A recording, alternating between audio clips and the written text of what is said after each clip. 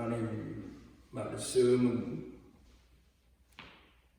고린도전서 9장 신약성경 273페이지 고린도전서 9장 15절부터 18절까지 봉독합니다.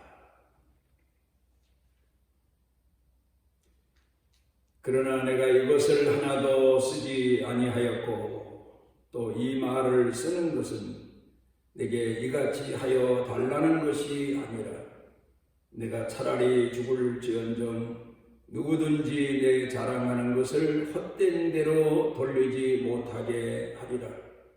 내가 복음을 전할지라도 자랑할 것이 없으면 내가 부득불할 일임이라. 만일 복음을 전하지 아니하면 내게 화가 있을 것이로다. 내가 내 자의로 이것을 행하면 상을 얻으려니와 내가 자의로 아니한다 할지라도 나는 사명을 받았노라. 그런즉 내 상이 무엇이냐? 내가 복음을 전할 때 값없이 전하고 복음으로 말미암아 내게 있는 권리를 다 쓰지 아니하는 이것이로다.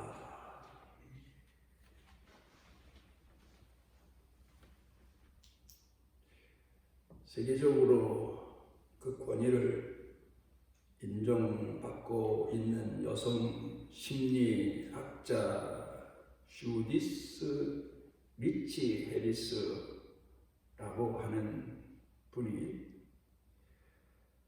사람이 세상에 태어날 때에 지위, 사회, 계량기를 가지고 태어난다. 그런 말을 합니다.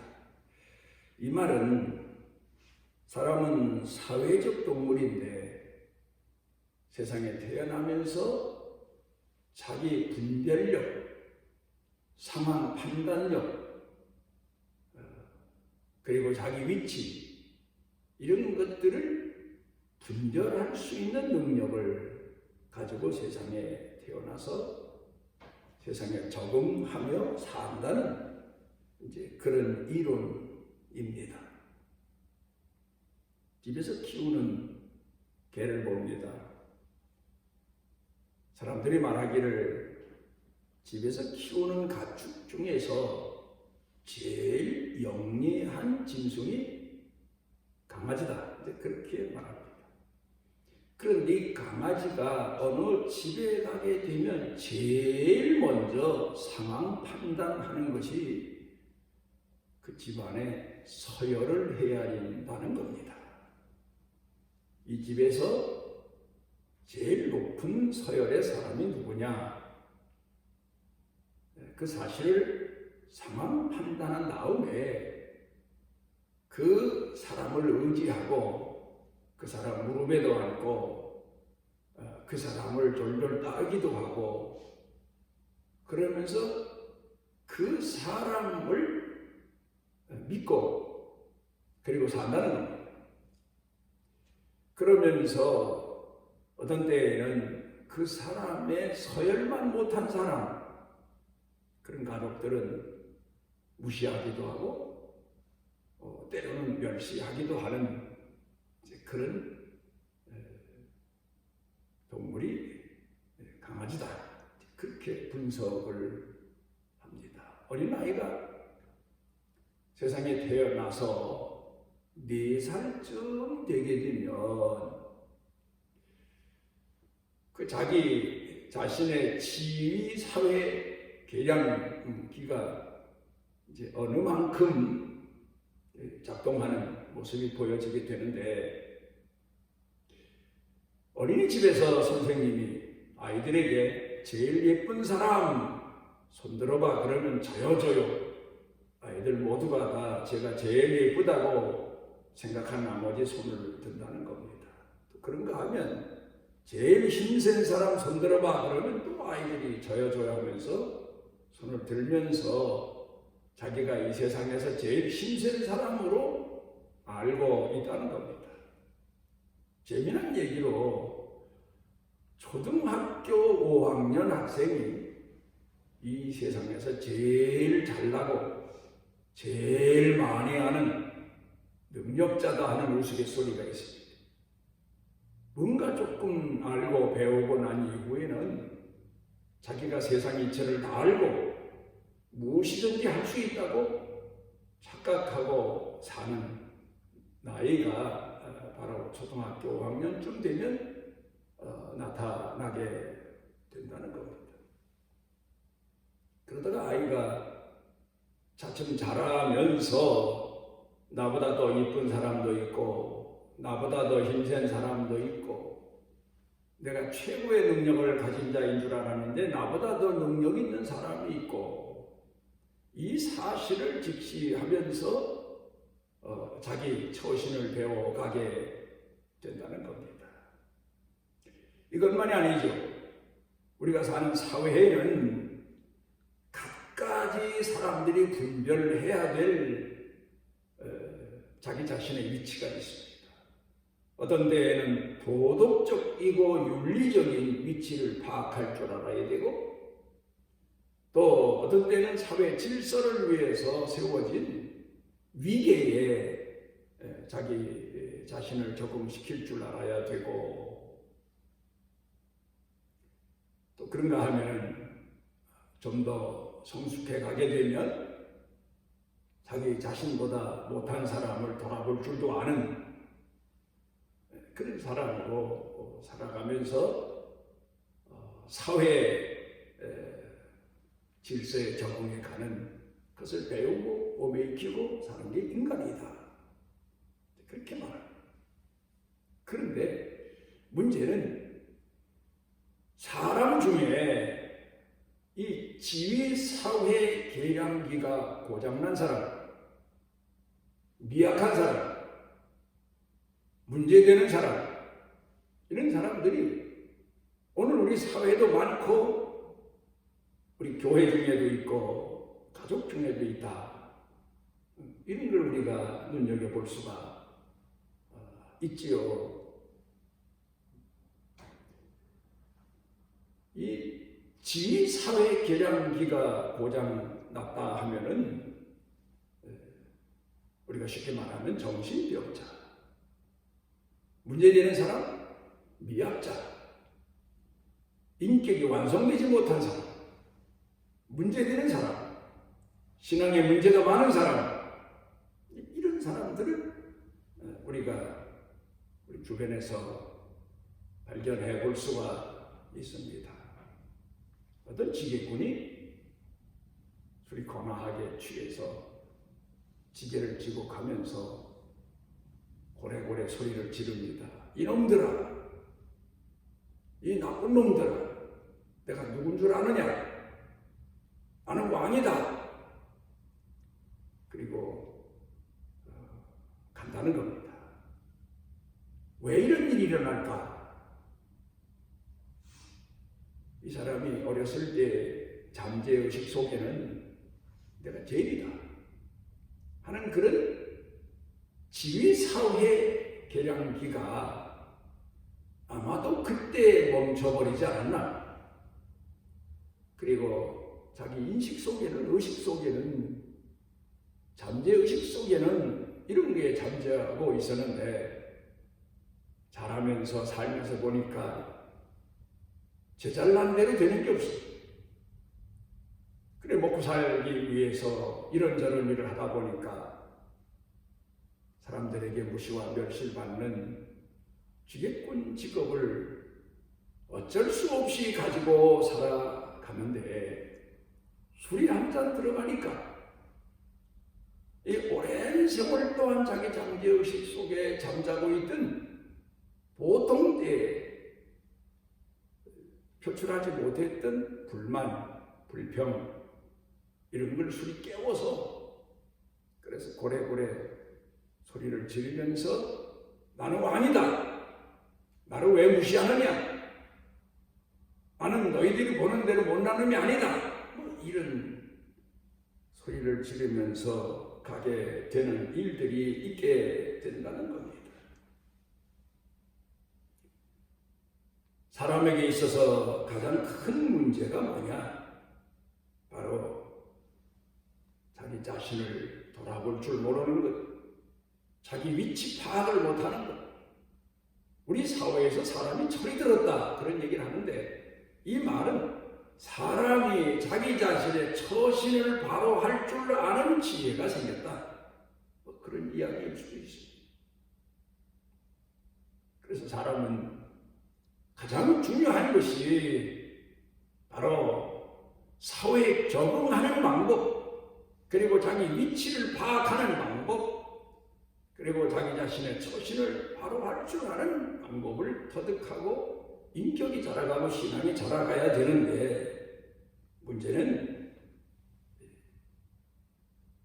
바로 기계로 말하면 고장이 났거나 정비를 안 했거나 이런 것과 같이 그 사람 생애 삶의 주변에 문제투성이가 있게 된다는 그런 이야기입니다.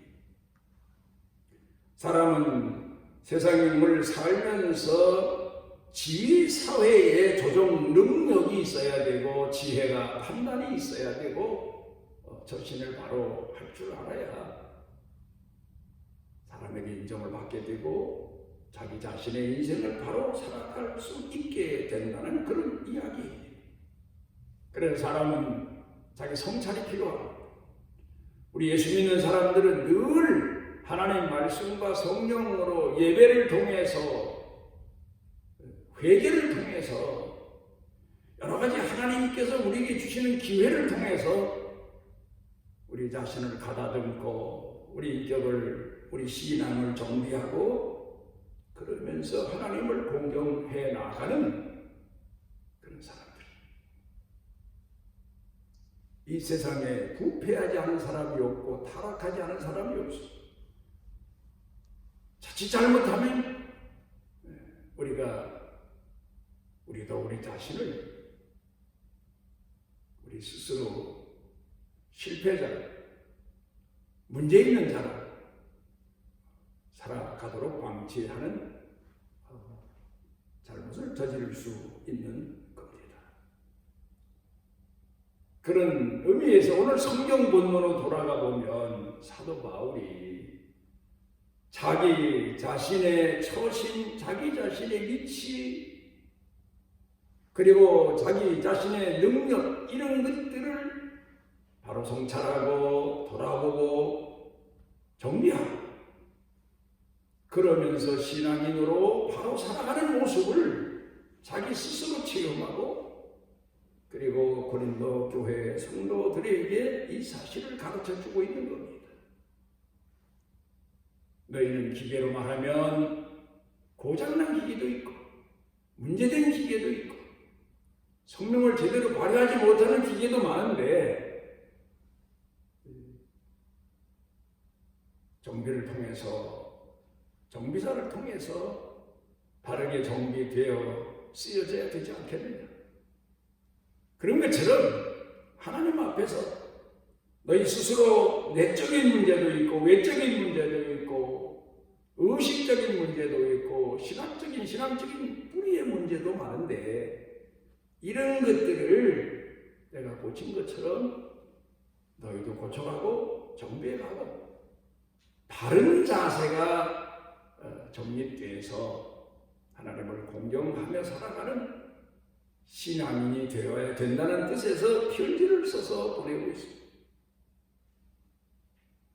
우리가 살아가며 어떤 때에는 우리 아이들이 어렸을 때에는 부모가 죄인 줄 알더니 좀 뭔가 알고 나이 들고 배우고 그리고 사회적 경험을 조금 하고 난 다음에는 부모 앞에서 제가 제일 잘나는 것처럼, 제가 죄인인 것처럼 부모를 무시하고 멸시하고 그런 일들이 있어서 부모 마음을 아프게 하는 경우가 많은 것처럼, 우리가 하나님 앞에서도 교회 앞에서도 성도들 앞에서도 내 자신이 나 자신을 돌아보는 능력이 부족해서, 지혜가 부족해서, 겸손이 없어서, 온유하고 낮아짐이 없어서 문제가 많이 일어나는 그런 경우를 많이 보게 됩니다.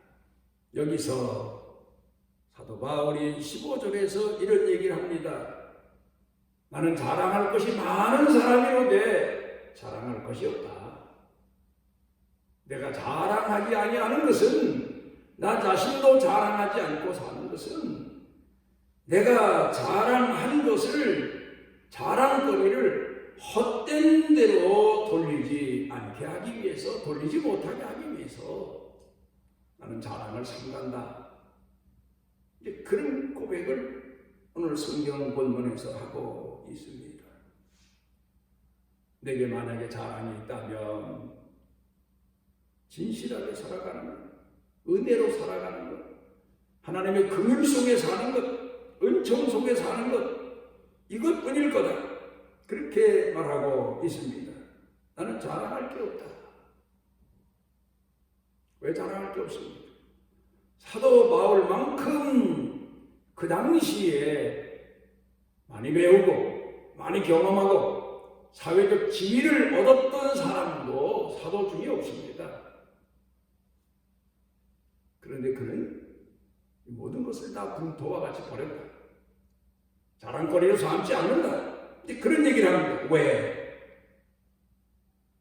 내 자신의 처신의 위치를 잃어버릴 수 있기 때문에. 하나님이 내게 베푸신 은혜를 역행할 수 있기 때문에.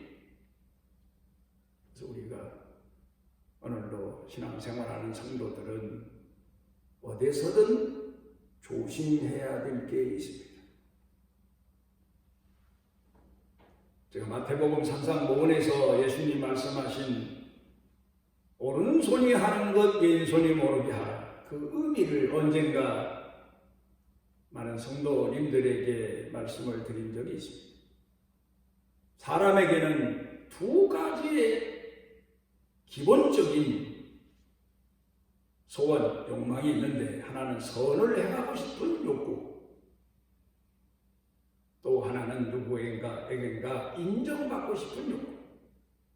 그런데 선을 행하고 싶은 욕구는 좋은데 인정받고 싶은 욕구 때문에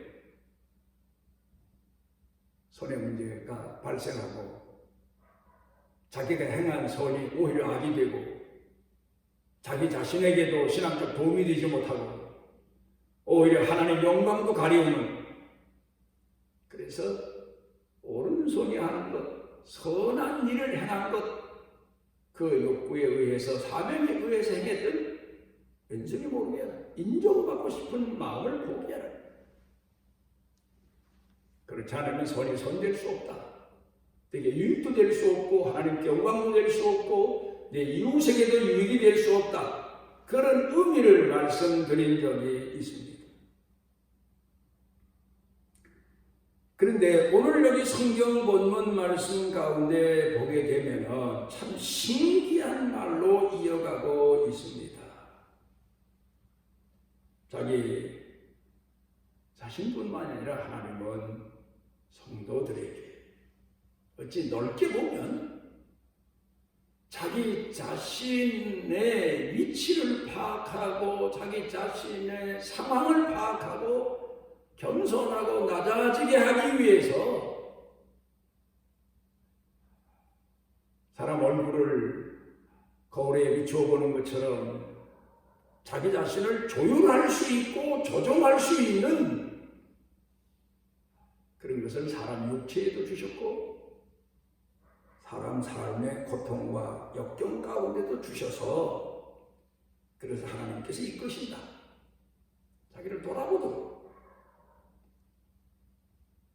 그래서 여러분, 우리가 오늘 살면서 내게 당한 고난이 내 자신 신앙의 거울이 될 수 있어야 되고 나 자신의 신앙을 돌이켜볼 수 있는 계기로 삼을 수 있어야 되고 고통도 고난도 실패도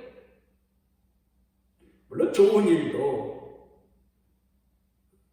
우리 자신을 돌아볼 수 있는 계기로 삼아야 됩니다마는 자기 자신을 돌아보며 사는 것, 그리고 자기 위치 파악을 바라보는 것, 그리고 자기 사명을 잃지 않는 것, 겸손하게 사는 것, 중요한 것입니다. 어떤 교수 한 분이 길을 가다가 오래간만에 똑똑했던 제자 한 사람을 만났습니다. 그랬더니 이 제자 교수님 평안히 잘 지내십니까? 그렇게 인사를 건넸더니 잘 지내네. 보통 사람 같으면 그렇게 대답을 하는데 처덕에 잘 있네. 잘 지내네. 이 제자가 똑똑한 사람인지라 다시 질문합니다. 아니 교수님 잘 지내네. 잘 있네. 그러시면 되는데 처덕에 잘 지낸다는 말씀은 뭡니까? 하고 질문을 했더니 이분 대답하기를 내가 젊었을 때에는 내 덕에 내 처가 살고 내 가족이 사는 줄 알았는데 나이가 들면서 보니까 나 자신이 보이는데 성질도 못됐고 급하기도 하고 그래서 어떤 때에는 가족 식구들에게도 이런저런 난폭한 말, 부담되는 말 이런 것들을 많이 퍼붓고 살았는데 이제 나 자신을 돌이켜보니까 그걸 다 스펀지가 물을 흡수하듯 내 처되는 사람이 다 흡수해주고 다 포용해주고 다 이해해주고 다 용서해주고 포용해주고 그래서 내가 오늘을 살 수 있게 됐다는 것을 깨달았네. 내가 나를 이제 돌이켜보니까 복받을 때가 하나도 없는데 내가 오늘 이렇게 이나마 복받고 사는 것은 생각해보니까 내 처 덕분일세. 내 처가 복받을 사람이기 때문에 내가 복받고 사는 걸세. 그런 이야기를 제자에게 했다는 그런 이야기가 있습니다. 나이가 들면서 지사회 계량기를 수리했다 그런 말일 수도 있겠죠. 돌아봤다 그런 얘기일 수도 있겠죠. 그런데 여기서 사도 바울이 또 하나 던진 얘기가 있습니다. 사도 바울이 신앙 고백한 내용들이 고린도서에는 참 많습니다. 그거는 고린도 교인들이 다른 교회 사람들보다 문제가 많기 때문에 그들을 권고하기 위해서 나도 이랬다. 나도 이런 사람이다. 그런 얘기를 많이 써서 보낸 것 같습니다. 그런데 그가 말하기를 하나님께서 나도 내 자신이 교만할까봐 육체의 가시까지 주셨다. 때로는 고난 중에 있다. 시련 중에 있다. 이런 것들을 통해서 내 자신을 돌아볼 수 있고 내 자신이 내 위치를 바로 파악하고 충성할 수 있게 되는 계기도 됐다. 그런 얘기를 합니다. 가시도 약함도 또 때로는 어리석음도 이 모든 것이 다 깨닫고 보니까 하나님이 나를 낮추게 하기 위해서 주신 계량기 수리하는 방법 조종하는 방법을 내게 주신 거다. 그런 뜻의 말을 전하고 있습니다. 유명한 영상가인 헨리 나우원이 영성수업이라는 책에서 이런 얘기를 합니다. 하나님께서 우리 믿음을 가진 성도들을 이끄시는데 두 가지 목적이 있어서 이끄신다는 거예요. 첫째로는 우리를 감사의 사람으로 만드시기 위함이다. 광야로 이끄시든 고난의 길로 이끄시든 형통한 길로 이끄시든 사람 속에 파묻어서 갖가지 고난과 역경을 당하며 살게 하시든 목적은 우리를 감사의 사람 만드시기 위해서다. 좋은 일로만 감사한 게 아니라 고난의 일로도 역경의 일로도 실패한 일에도 감사가 체질화되고 감사의 성도가 되는 감사의 작품을 만드시기 위해서다. 그렇게 얘기했습니다. 그러니까 우리는 살아도 감사하고 죽어도 감사하고 그런 사람 만드시기 위해서 우리를 이끄신다. 훈련을 시키신다. 그 다음에 또 하나는 우리에게 긍휼의 사람이 되게 하기 위해서다. 한마디로 말하면 하나님을 닮게 하기 위해서다. 하나님은 긍휼의 하나님이십니다. 사랑의 하나님이시라는 뜻이 긍휼의 하나님이십니다. 사랑의 하나님 하면 사람들이 잘 깊이를 몰라요. 긍휼의 하나님. 그 많은 죄, 그 많은 허물, 그 많은 배역, 그 많은 불신 속에 살아도 하나님은 끝까지 불쌍히 여기시고 포기하지 않으시고 그에게 긍휼을 베푸시는 그런 하나님이시다. 이런 하나님을 닮고 하나님의 사람을 만드시기 위해서 우리를 이끄신다. 선한 사마리아 사람 비유 말씀 중에 보면 분명 예루살렘 사람은 교만해서 사마리아 사람을 얼마나 무시하고 멸시했는지 모릅니다. 상종도 안 했습니다. 상종할 기회가 있으면 피해갔습니다. 사람 취급을 안 하고 개 취급을 했어요. 들깨라고 그랬어요. 그와 같다. 그런데 이 예루살렘 사람이 강도를 만나지 않습니까? 다 죽어가지 않습니까? 제사장도 그와 그동안 가까웠던 레위인도 그를 외면하고 가버리고만. 그러면 사마리아 사람이 지나가다 잘 됐다. 그렇지. 너끼리 무시하고 멸시하다가 주고받다하다. 너희가 그동안 얼마나 우리를 무시하고 멸시하고 개취급을 했냐. 근데 우리는 그 정도는 아니다. 만약에 사마리아 사람이 여기서 강도를 만났다. 그럼 우리 사마리아 사람은 의리의 사람들이다. 찾아가서 그를 살려내는데 너희는 그 모양이냐. 그리고 갔을 겁니다.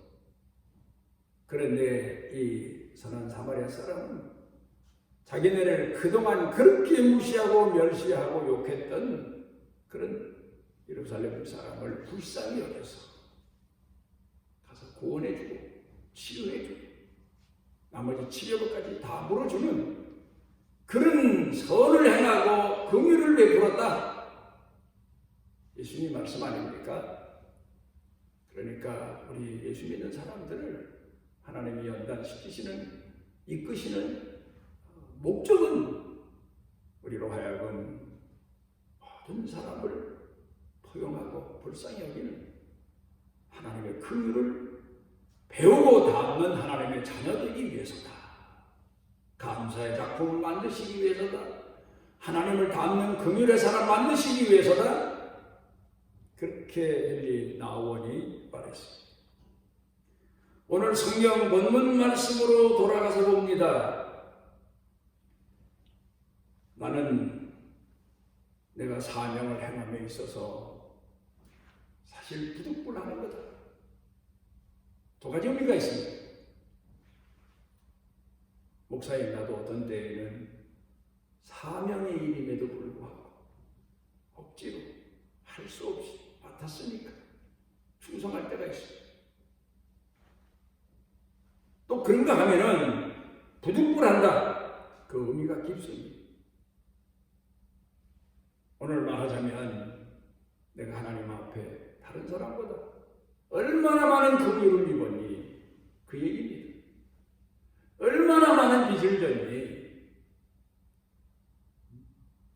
나폴레옹이 키가 작다고 남들이 놀리니까 한다는 얘기가 이 사람들은 땅에서 재면 내 키가 제일 작아도 하늘에서 재면 제일 크다. 하나님이 보실 때에는 참 모자란 놈, 불쌍한 놈. 그런데 나에게 엄청난 긍휼을 쏟아부으시다. 그러니 나는 사랑의 빚진 자가 아니냐. 이 빚을 안 갚으면 내게 화가 임할 게 아니겠느냐. 그런 의미에서 충성한 것뿐이지 잘나서 내가 남보다 뛰어나서 충성하고 복음 전하고 사명 다하는 게 아니다. 그러니 너희도 돌아봐라. 너희도 돌아봐라.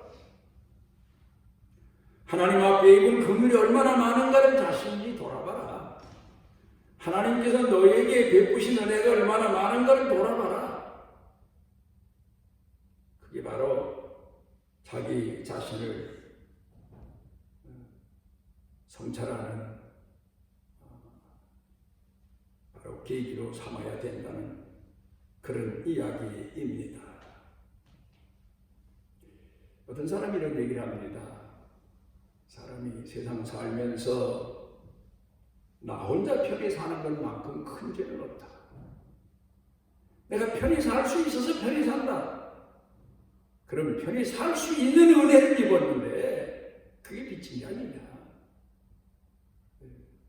그러면 빚을 갚아야지. 편히만 산다고 해서 복이 아니다. 그 빚을 갚는 게 복이 아니겠느냐. 편히 사는 것만큼 죄가 없다. 그런 얘기를 하고 있어요. 톨스토이 비밀 일기라는 책에 보면 82세에 그분이 돌아갔는데 돌아가기 전에 마지막 일기장에 써놓은 내용이 하나님이여 나로 하여금 마지막에 며칠이라도 몇 시간이라도 선한 일을 행하다 죽게 해주십시오. 오늘 우리가 꼭 마지막이라서가 아니라 오늘 하루에 일기장을 쓴다면 뭐라고 쓰겠습니까? 하나님이여 사도 바울이 말한 것처럼 나는 다른 사람보다 더 많은 긍휼을 입었고 다른 사람보다 더 많은 은총을 입었고 오늘까지 살아왔으니 맡은 자의 본분은 충성인데 충성하다 가게 해주십시오. 그게 아마 우리의 신앙 고백 일기가 되어야 되지 않겠나. 얼마나 많은 은혜를 입었는지 모릅니다. 가족 중에서 나만큼 긍휼의 은혜를 입은 사람 없습니다. 교회에서도 나만큼 긍휼의 은혜를 입은 사람 없습니다. 그럼 겸손해야죠. 낮아져야죠. 이 은혜를 어떻게든지 갚아야죠. 그런 자세, 그런 마음으로 살아야 되지 않겠느냐. 사도 바울이 그렇게 권고하고 있습니다. 지위, 사회, 대량 우리 자신을 분별하는 분별력입니다.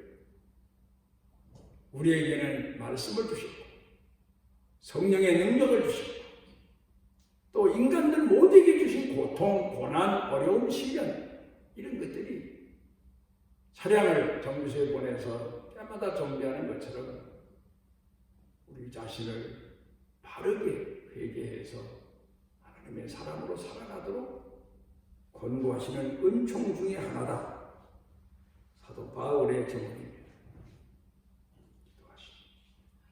오늘 우리에게 고귀한 은혜를 베풀어 주셔서 늘 우리 자신을 돌아볼 수 있는 거울 같은 말씀, 늘 우리 자신을 내적으로 돌아볼 수 있는 성령님의 능력, 그리고 우리를 재어보고 우리를 스스로 달아볼 수 있는 성찰과 회개의 시간을 때마다 주시는 하나님,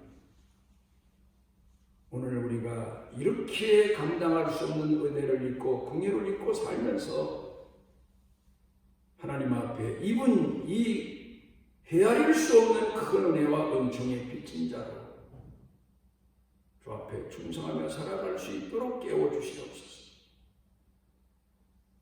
사도 바울 오죽하면 본인 자신을 만물에 찍기만도 못한 자라고 했는데 우리도 이 고백하에서 우리 자신을 돌아보고 하나님 앞에 뜨거운 열정의 마음을 가지고 때마다 일터에서 사는 생활 터전에서 가정에서 교회에서 사명을 다하며 살아가는 축복의 사람들 되게 하여 주옵소서.